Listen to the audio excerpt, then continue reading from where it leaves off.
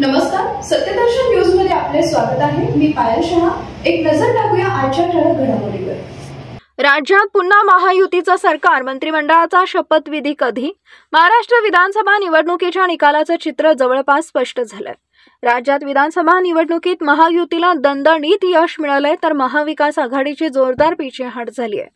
भाजप हा सर्वात मोठा पक्ष ठरलाय। भाजपचे उमेदवार जवळपास 130 जागांवर आघाडीवर आहेत, तर शिवसेना शिंदे गटाचे उमेदवार 54 जागांवर आघाडीत आहेत। दुसरीकडे राष्ट्रवादी अजित पवार गटाने देखील जोरदार मुसंडी मारली आहे। 40 जागांवर राष्ट्रवादीचे उमेदवार आघाडीवर आहेत, मात्र दुसरीकडे महाविकास आघाडीला जबर पराभवाचा धक्का बसलाय। महाविकास आघाडीतील तिन्ही घटक पक्ष मिळून 75चा आकडा देखील गाठू शकलेले नाहीत। दरम्यान आता उत्सुकता निर्माण झाली आहे, ती म्हणजे नव्या सरकारचा शपथविधी कधी होणार त्याची। दरम्यान नव्या सरकारच्या शपथविधीबाबत मोठी अपडेट समोर आली आहे। येत्या सोमवारी किंवा मंगळवारी नव्या सरकारचा शपथविधी होणार आहे।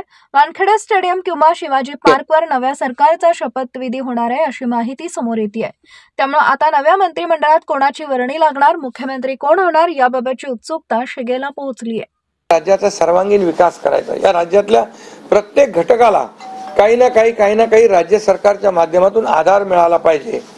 आणि मग आम्ही सर्वसामान्यांचं सरकार म्हणायचो। मग सर्वसामान्यांचं सरकार म्हणताना सर्वसामान्याला काय मिळालं याचा विचार आम्ही